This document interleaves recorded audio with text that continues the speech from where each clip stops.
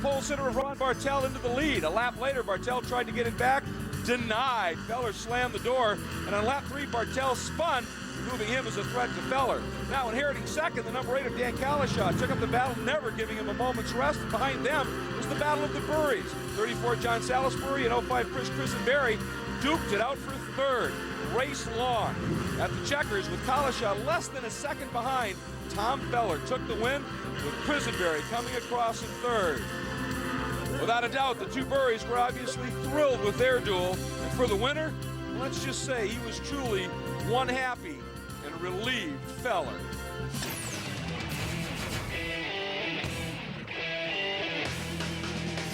H production remains perhaps one of SCCA's most historically pure classes, still populated mostly by British roadsters. But Johannes Kraus drives the VW Scirocco. He drives it very well. He was 6th here in 03, his best finish to date, but he finished this year with 3 wins. He may be the guy to be looking for a podium, at least. He's got to get by this car, the midget of 2-time champion Ron Bartel. Bit of a struggle for Ron this year. His season didn't even start till July because of Hurricane Charlie, but he is always quick. He'll be somebody to watch. Another guy to watch is our defending champion, Tom Feller. He, too, has had an interesting season. When he's finished, he's won, but he's had some problems in that department. He's always fast here. Let's see if he can put it together once again and repeat. The number 81 of Dan Kalashaw is another of that British roadster contingent in his Sprite. He won the championship in 02. He's built his first car as a grad student. He's been at it a long time, as has the number 34 of John Salisbury, another Sprite. His motivation is simple. His best finish at the Runoffs of 4th. He wants a taste of the podium. And then there's Chris Christenberry.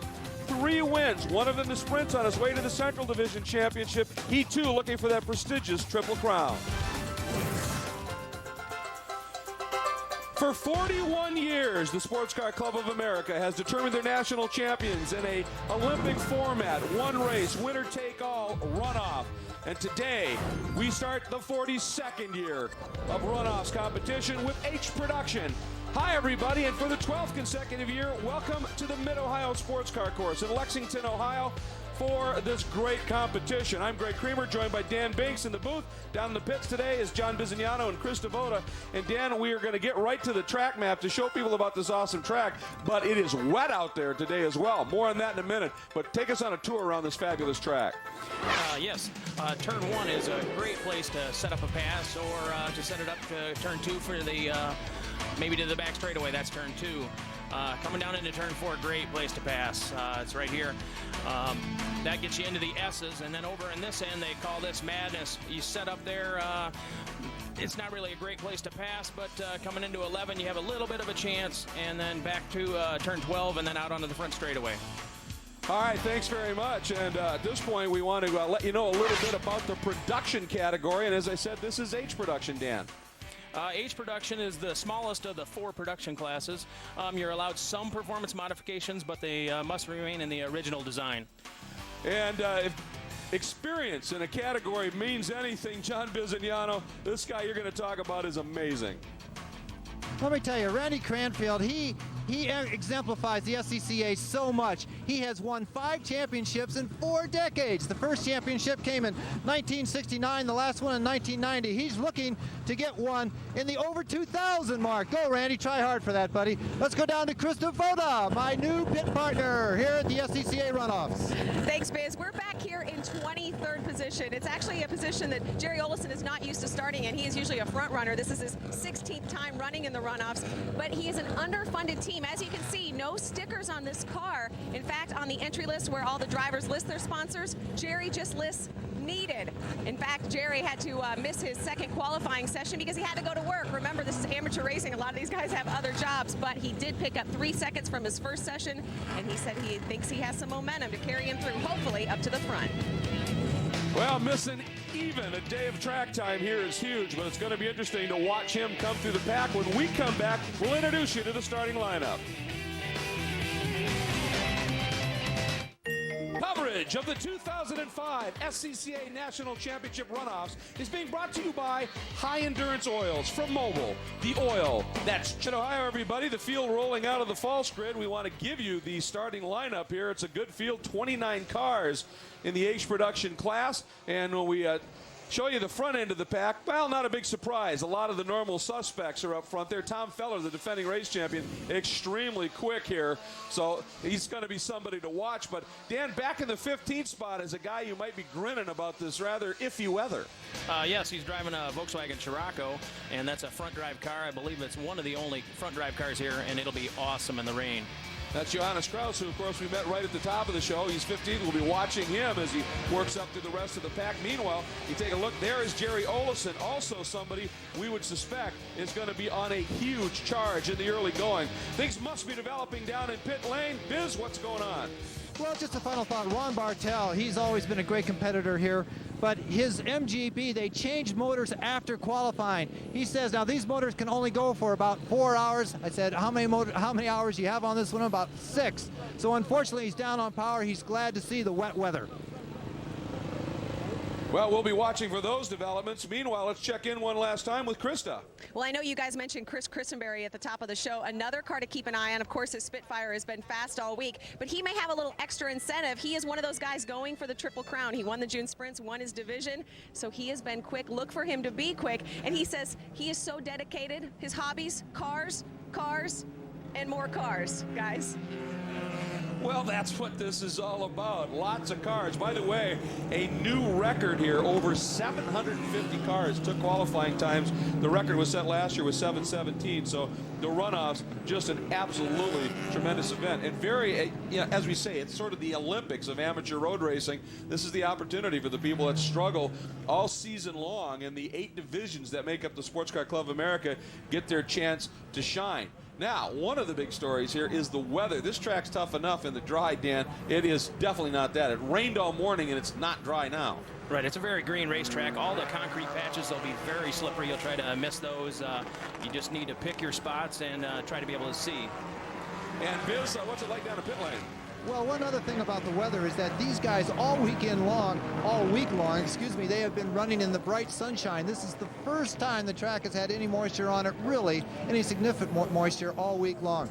So the settings, of course, the tires have all changed. A lot of things up for grabs here. They were changing things right on the grid. The spring softeners were in there, and everything's new to them, guys. Yeah, they're going to be definitely, I think, exploring the first few laps around here. Now, the people that have run here for the 11 previous years, some of them certainly have some wet weather running. I would think that will pay huge dividends. Tom Feller's speed advantage, he was a good half-second quicker than the field. We'll have to see whether that holds in these conditions. Usually the rain will even out the competition. The hardest part is just seeing. All these guys will have tear-offs on their helmets, and hopefully they've softened their sway bars and those things for the rain, and they should be in good shape. You got to feel for those guys. These are the roadsters. They're open cockpit, and especially if it starts raining again, that gets mighty unpleasant. But you just got to focus right through that. Yeah, Fellers has got a good start into turn 1, but it'll be a big deal for the other guys seeing. And check this out. We got a couple of guys in the back. That one car is also a front drive. Now, here's another issue it's been sort of in and out, and you can see there's a bit of a haze, this fog here right now. It's actually lightening up just a little bit. It had been fairly heavy, and of course, our camera people shooting with the long lenses and such, this is what they have to deal with. And let's remember that all of our camera people, our pit people, the shoot, everybody, they're out in the elements just like these drivers are. So already a big kudo to the technical crew here that is doing a phenomenal job and has been. Meanwhile, Pace Car, as you see, has made the move off into that chicane that is not being used again this year. And that yellow car on the inside, the Spitfire of the defending champ, Tom Feller, going to lead him out of the keyhole and bring him up to the green flag. There's a look at Johannes Kraus, and we're going to be definitely following him and see if he can move up to the pack. There's your starter, and she will give the command about halfway down this long back straight. And Feller bringing him up relatively slow. He knows he's got good power in that car, and he wants to use it. We are green. The 42nd SCCA runoffs are underway. 8 production leads off this year, but it's from the outside. Chris Christenberry, did he get a launch and moves around? And we'll see if it holds down into the S's. Chris is there. Yes, Feller, then collar shot down the inside. And there's Bartel. Soft engine and all, right around the outside. Bartel moves up into second spot. We've got a spin. That's John Salisbury. The green Spitfire has it's gone around. It's a midget, excuse me. And he's gotten into the barriers. Doesn't look real hard. No, it's a little bit damage on the left front fender there. Looks like the tires and everything are pointed in the right direction. That front wheel might be bent. I will keep an eye on that. Meanwhile, look at the lead. Christenberry has opened up over Bartel already. Then Collishaw, that white number 81, and our pole qualifier and defending champ Feller has slipped back into the 4th spot. And there's 34 Salisbury. He's recovered. You can see him sawing at the wheel, but here's what happened. He just got wide, and I think he panicked and just turned it off the track there and then into the wall. Yeah, that's a little harder hit than I thought. It's probably got the toe bent. Now we got another car out. We're going to expect to see a few spins here and there as Salisbury trying to regain. That's 11, and it looked like he may have been going around again. Meanwhile, up front, it is Chris Christenberry opening the margin up over Bartel, then Collishaw. There's Feller, and he is under serious attack right now from Greg Feller, who started 8th and is now up into 5th. It looked like Feller might have made the wrong tire choice. I don't know what he went out on, but man, his car is really slick. Well, you may have been thinking, so we haven't had rain for a little bit, and it's just kind of been a little misty. If that lightens up and this track dries, that car might come alive later on. Right, if we get a dry line, he'll be in good shape. Boy, look at the thickness of that moisture just hanging in the air back there. Here he comes, watching Feller, and you're absolutely right. Look at him stay off of those patches. Yeah, those patches are just like ice. When we raced here before in Trans Am, they were just horrible in the wet. So if you just stay wide, there's pretty decent grip out there. Now, a question I want to ask you, Bartel, we heard Biz talk about the fact that they've got an old engine in, it doesn't have anywhere near the power, it's got a lot of miles on it. In the wet, that actually might be sort of like a poor man's traction control. Sure. Normally, in the wet, you'd use the next higher gear. These cars only have 4-speed gearboxes, so, down on power is not going to be the end of the world for him. And there's a look at Kraus, I believe. Oh, excuse me, that's the 79 who's having a good run. David Bowles, that was one of those cars we saw in the back of the pack, and he has come up. He is working over the number 22 right now, Matt Brannon, and that is a great battle for the 8th spot. And once again, the front drive cars in these conditions are going to be quick early, but if the track dries up a little bit, the guys running rear drive, they'll be right back in the thick of it. Right, the X19 is a good car for the rain. The engine's right over the rear tires, so he's sort of got the best of both worlds. Right behind Bowles is the guy we were talking about earlier, up from 15th already, and hooked up is Johannes Kraus. He is coming up and is on the move. He is in the 10th spot. He's made up 5 spots already, but up front, it continues to be the 0-5 of Chris Christenberry, that Rascal Racing Triumph Spitfire, and he is just checking out on the field. The question is, what's his tire choice? And if it dries up, if he's on wets, will that advantage hold?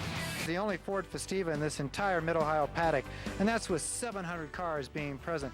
Tim, you've been running this car in regional competition successfully for some time. You changed it to H production for one reason. Tell us about that. Well, when I heard the announcement that this was going to be the last runoffs for a while at Mid-Ohio, the Festiva had been classed into H production about 3 years ago. Saw this as a great opportunity, put an HB sticker on the car and give it a shot. Well, you've been here 11 times as a spectator, first time as a driver. Does the track live up to the expectation? Absolutely. I've gotten to drive here as an improved touring car, but as a production car, it's a bit of a new experience. But being out there with a bunch of national guys, it's a full level, higher competition. It's a lot of fun. Well, he's doing very well. It takes a long time to learn this track, but this Festiva will not be the car coming in last for sure. All right, and he started 22nd, and as he said, up against a big group of national level drivers, and when you're talking about guys the caliber of Bartel and Feller and the like, to take an IT car and just sort of moderately convert it into a production car and run as well as he has is pretty good testament indeed. And the thing is as he said, he's having fun, and that's what club racing's all about. Yeah, you can see he maybe doesn't know the rain line he's running on those patches. He maybe needs to get closer to some of those other guys, or maybe this guy behind him looks like he's a little bit quicker. He might show him the way around this place. Well, track experience here pays a lot. This is part of the Central Division, so there's a lot of guys that run here all the time. But the people that have run here previously in the runoffs or come up to one of the 2 nationals that they run here, that pays big dividends. And if this is his first visit, this is an exploration in brand new territory completely. Yeah, it is. It's a tough place, and when you're a little bit out of your element, the best thing to do is just slow down so you don't tear up your car. And Chris Christenberry is leading, and he was turning for a while there, laps almost 3 seconds quicker than anybody else. But now, folks, Tom Feller, even though he slipped to 4th, he is on the move. He's been coming up and is very quick indeed. Look at this move right here. That's 76 makes the move down the inside, and that's Greg Feller, and he right now in a great battle with the 81 of Collishaw. They are swapping that spot back and forth. Looks like Feller, no relation, by the way, to Tom up front. But this is the battle for fourth, and it is going the way right now of that 76 for Greg Feller in that Humphrey Sign Company entry, and they're closing up on Bartel. It looks like they are gaining on Bartel a little bit.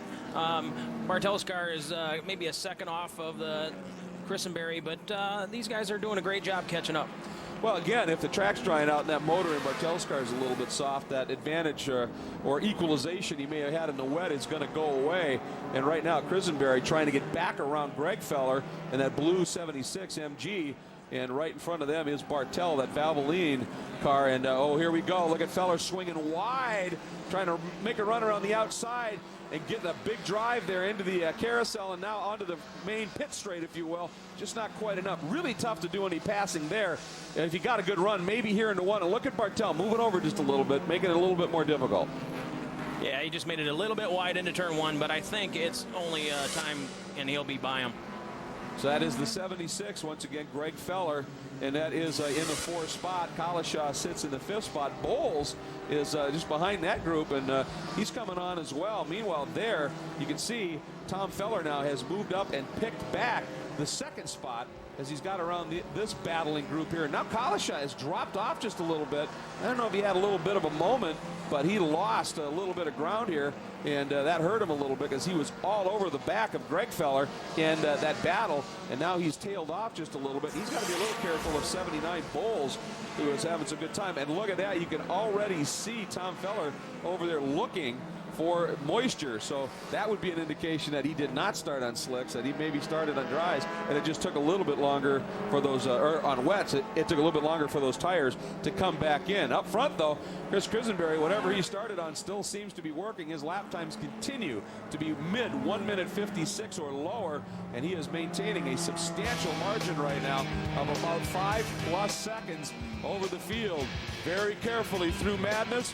That lead still large.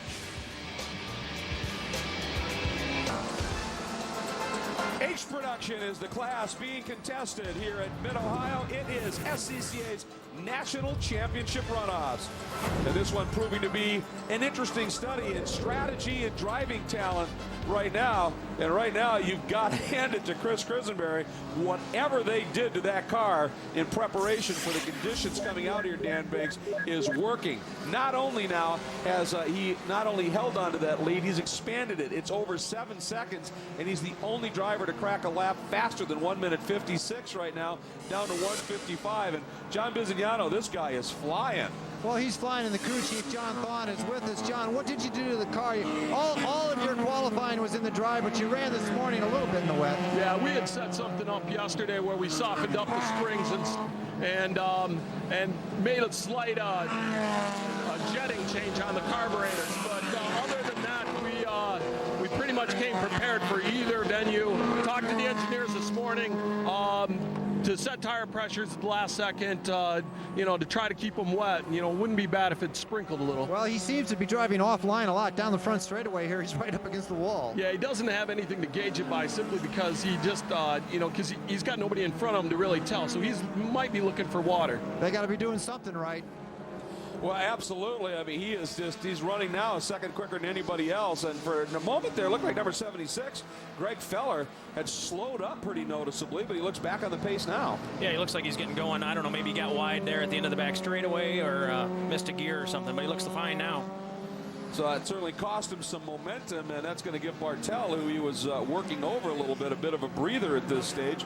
Greg Feller trying to gather it back up into turn 11, leads into the carousel, and here is a look at it. And let's see, that's into the S's. Oh, he got on the concrete patch there and just slid it around. Doesn't look like there's any damage, so lost a couple of spots, but he's going good now. Well, that's what, like you said, it's a skating rink right now. So, well, now he's got to just gather it up, put his head down, and go after it. But Bartel and Collishaw were both able to sneak by. However, they had a big enough margin built up over Bowles, Brannon, the rest of the field, that he only lost 2 spots. So at least right now he's still in that top 5. Right, if he keeps running in this, see he's getting his tires wet there. If he just keeps it nice and smooth there, he'll have a good top 5.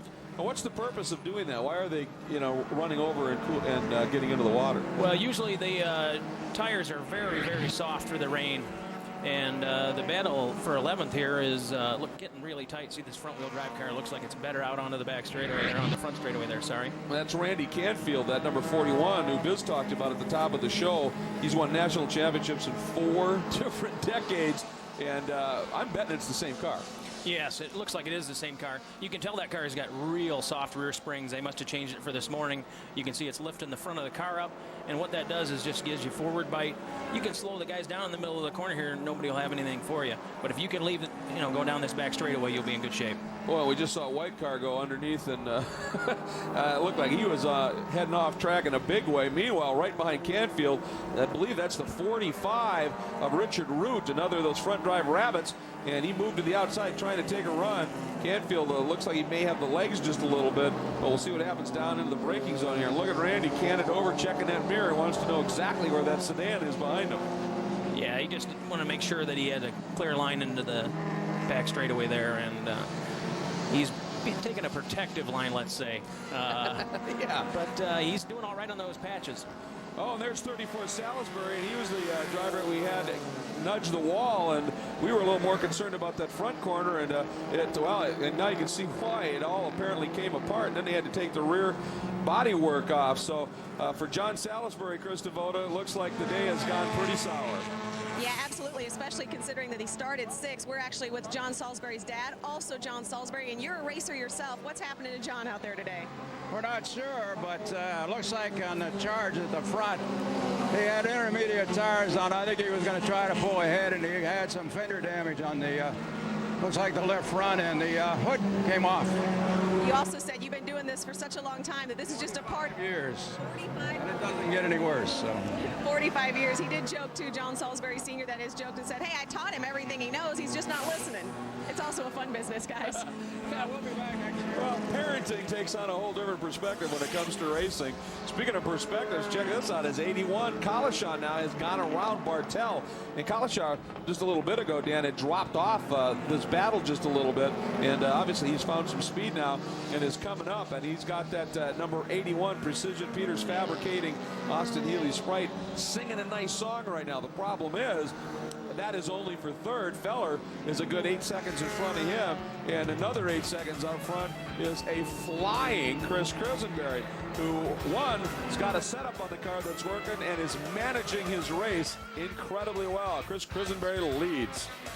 Chris Krisenberry went around the outside, got into the lead, and number 34, John Salisbury, that green midget right there, on intermediate tires, a little bit too aggressive in the S's. It got away from him, and he pranged the wall. Then, not much later, number 62, Greg Plush, right there, got into it, and he got a little help, and then he got a little more help, and it all went wrong.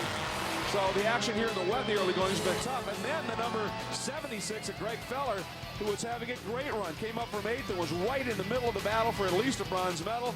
Had to go away at the top of the S's. And he's settled and dropped back to 5th right now. Up front it is Chris Krisenberry. And there once again you see him over there looking for any moisture on the track, because with a soft setup on the car, you're really working those tires. That's pretty. Carrying that beautiful slide through the corner.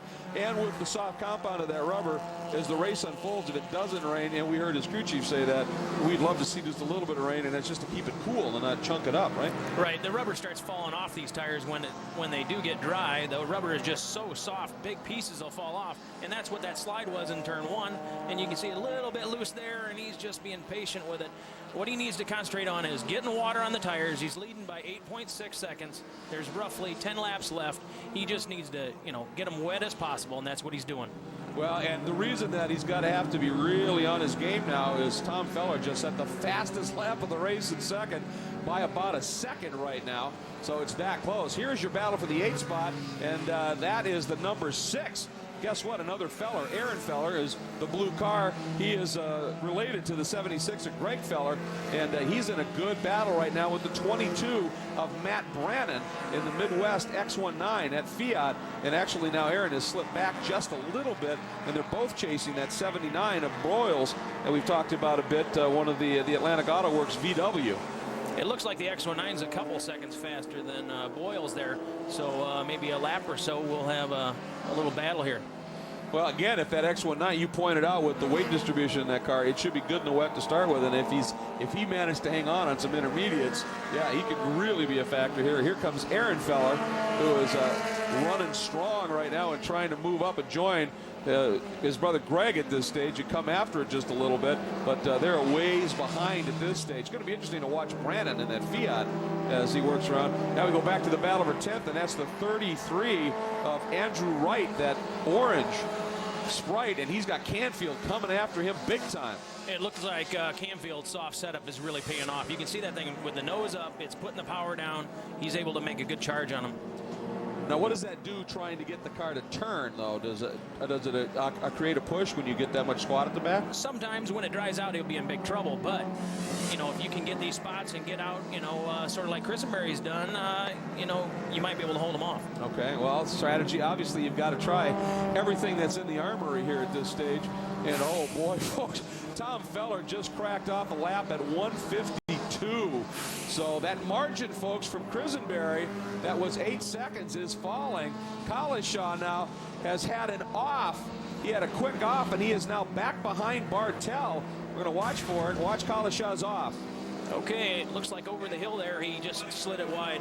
And I think he's okay. A little bit of damage on the front there. Looks like all the tires are pointed in the same direction. He's able to stay right there on Bartel. He's got that front end skew just a little bit. A little, but all the parts are staying on. Yeah, that's the key. We'll see what's happening. And Bartel looking for water, as he is Collishaw. So everybody doing the big hunt and search right now. One thing you need to be careful. When you get to the end of the back straightaway and you're getting the water, you need to be real careful. We got a car off here. That's 80 Darrell Frame, I believe, just having some struggles. That looks like he gathered it up. Yep, he's getting going now. Back up to speed, and as we said, at speed right now seems to be Tom Feller, that our pole sitter. There's Christenberry, who continues to lead, but that margin, there it is. You can see how quick Feller is closing in right behind him at this stage. So Chris Christenberry, suddenly that big margin is evaporating, perhaps along with the water on the track.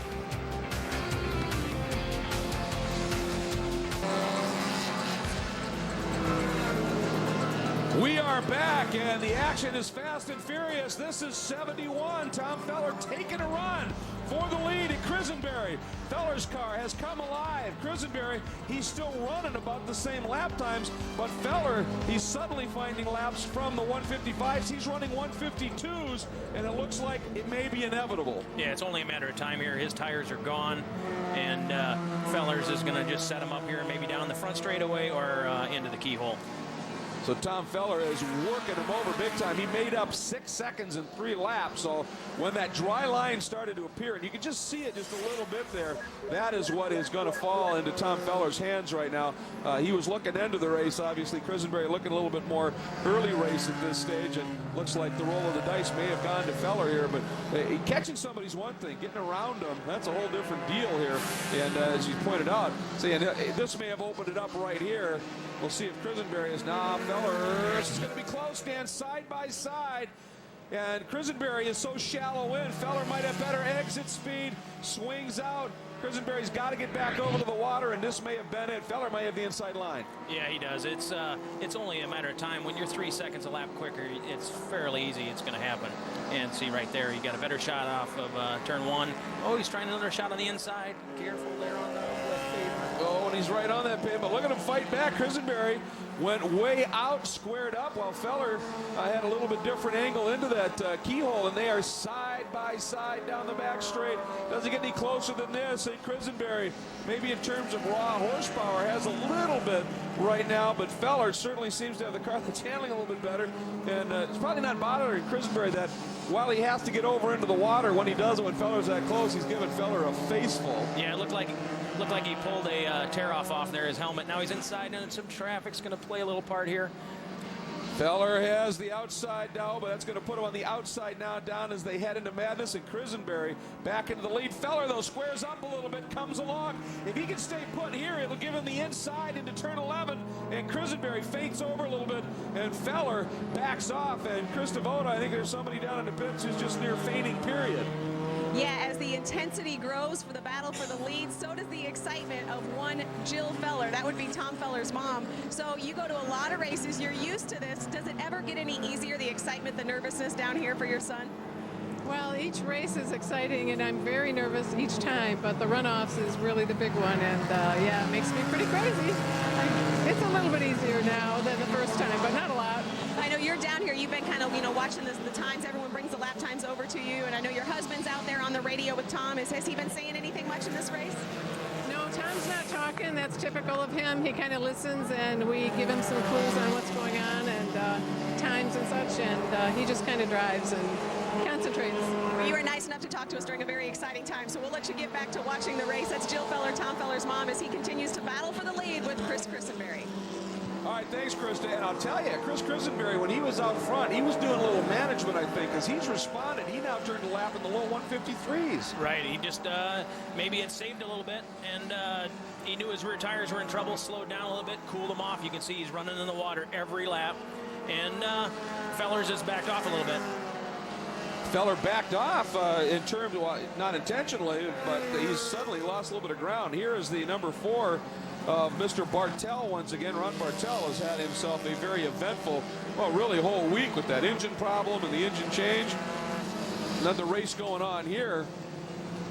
He's running in the 5th spot right now, but he was a little bit further up in the order, and here is what happened to him that after he'd gone back into medal contention, well, had this moment.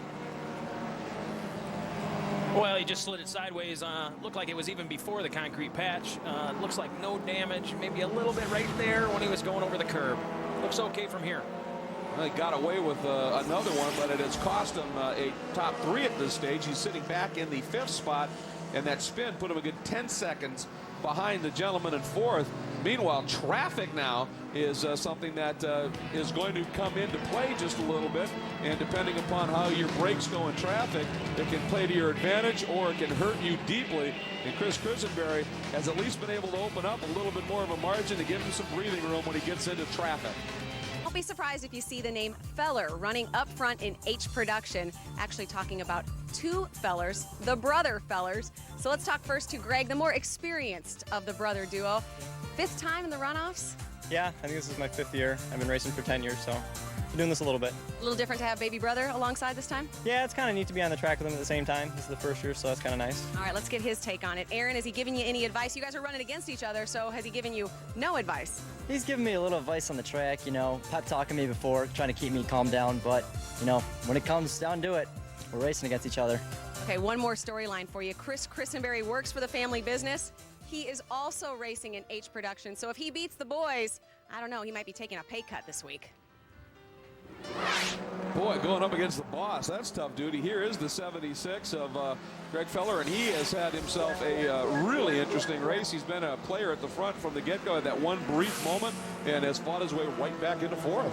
Yeah, his car looks good. He's still running in the water a little bit, but he's getting him dried off before the corner there on the end of the back straightaway. Looks like there's a pretty good dry line now on the concrete, starting to get some more grip. Car looks like it's in pretty good shape. A lot of guys, whoa, right as you say that, you hit that little bit of a bobble right there, and there you see we have a new leader, 71 Feller. Finally was able to find a way by Christenberry, and I don't know, Feller lost touch with him for just a little bit there right before we went to break, and obviously was able to come up with something and has closed it back in again. Now, one of the things you see is they're hunting for that moisture offline in spots here. There's all kinds of marbles and debris and junk, and if you get over into that stuff, especially with these soft, hot tires, it picks that stuff up, and that could mess you up. Right, these tires are very sticky, and they just grab everything. Any rubber on the track or rocks or anything, so you need to get them cleaned off before you get to the corner. Well, Feller has the lead. We want to show you how it happened. Obviously, it had been a very interesting development as he closed up on Christenberry, and we're going to go back and show you a little bit of how he was able to close it back up again and then get around and make the move. Traffic. Yeah, it looks like traffic played a big part here. These guys are maybe on a different tire strategy, and here he goes. Christenberry was able to hang on right there, but then watch this move right here. He tried that same move earlier, but he made it work this time. He just straightened up the corner, and the power pulled him by. Well, this is one of these we were talking off mic a little bit earlier about. This is a track where you've got to think 3-4 corners ahead because it is so busy. Yeah, absolutely. Normally that's not a passing zone, but he set it up and got the horsepower down and drove by him, and you know, that's a pretty cool move. Well, if you can get a guy offline a little bit in one corner and keep him offline, you may be able to figure out a way by 3 corners later. Tom Feller executed that to absolute perfection, and he is your new leader, and he now has opened it up over a 2.5 seconds over Chris Krisenberry. They have a lot of ground back to Collishaw, Feller, and Brandon, which has now moved into your top 5. And late in the going, Biz, everybody's got to be concerned about tires.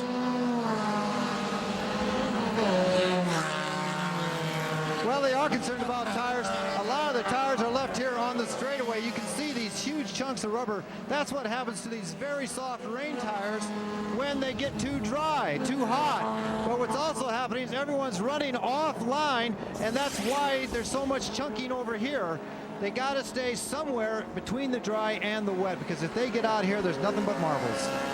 That's exactly what we said, and you can see it. It can have a huge and detrimental effect. Only 4 laps left, so the tire management is critical, but we're almost to the end, so these guys are doing a good job. Just hanging on to it right now. So Feller now leads over Krisenberry. Did you take a look at the top 10? The Fiat of Matt Brandon, top 5. Production National Runoffs with the Sports Car Club of America under contest, and for Ron Bartel, it has been an eventful day. He's been as high as a podium. He's back in 7th, and he's had a couple of spins, and he just recently added another moment out there. It's just been one of those days for Ron Bartel, trying to fight his way back up to the pack, but he sits in the 7th spot right now as a result of some of these moments, and here was the most recent one. Oh, he got a couple tires off, spun himself out there.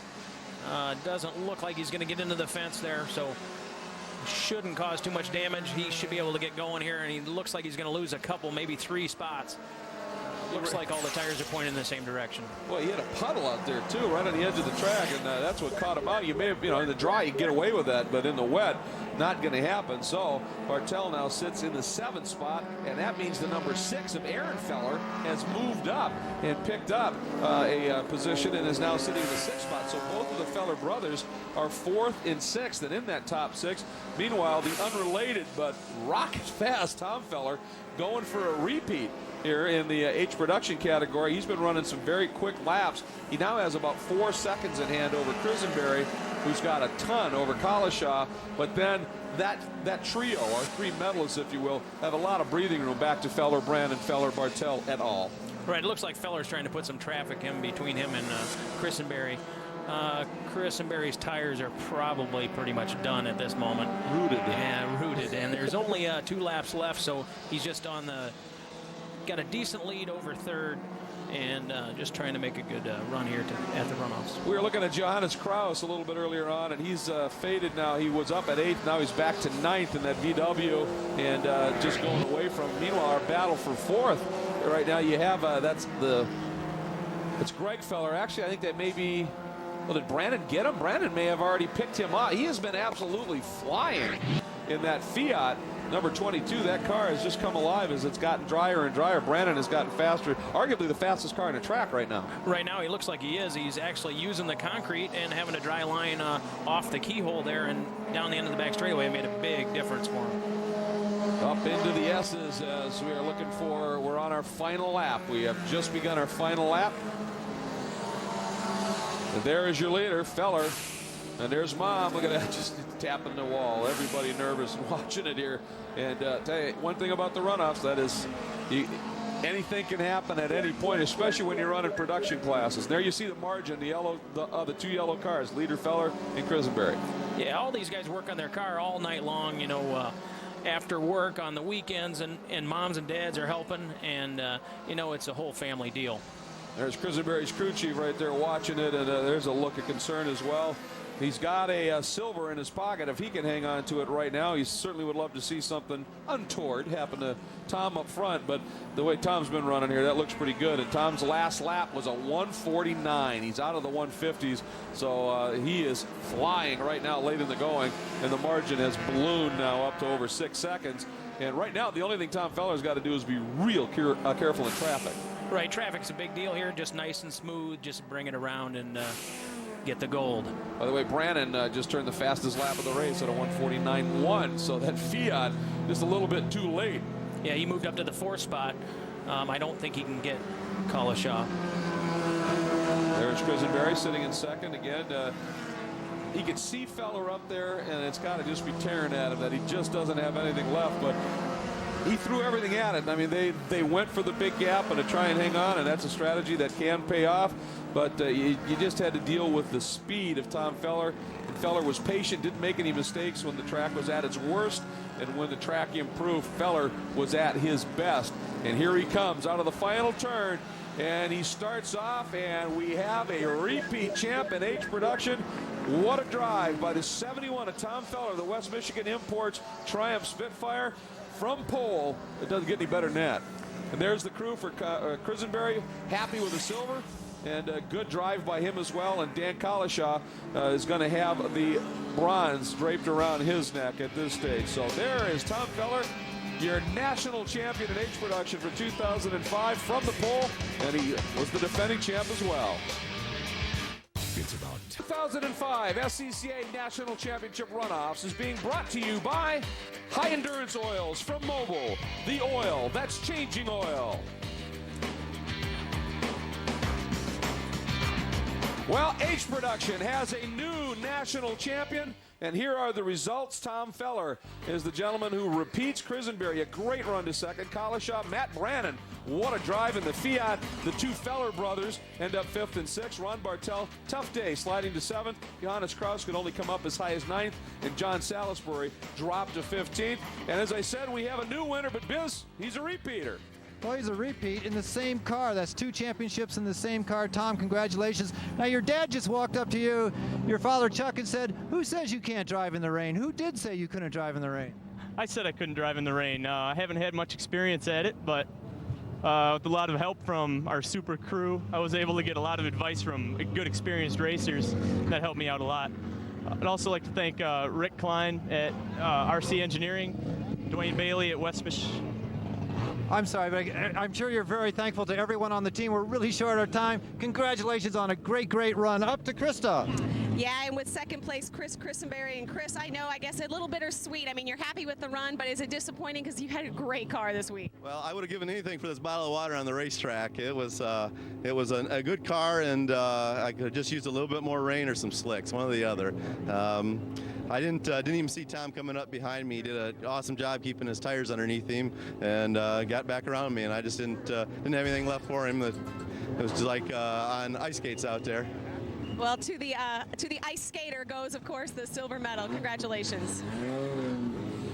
All right, and a great run indeed. And when Feller came after him, he was able to respond just a little bit, but in the end, Tom Feller was the guy who had it dialed. And even though Krisenberry got the jump on him at the start, it wasn't quite enough. Feller able to come back after him, and it was a race that certainly had its moments, but at the end of it all, a gold medal draped for the 2nd consecutive year around the neck of our H Production national champ, Tom Feller. And by the way, the guy that threw that checkered flag for Tom Feller is our expert analyst, Dad. SCCA, it truly is a family affair. Thanks for joining us, everybody, and take care. A lot more runoffs yet to unfold.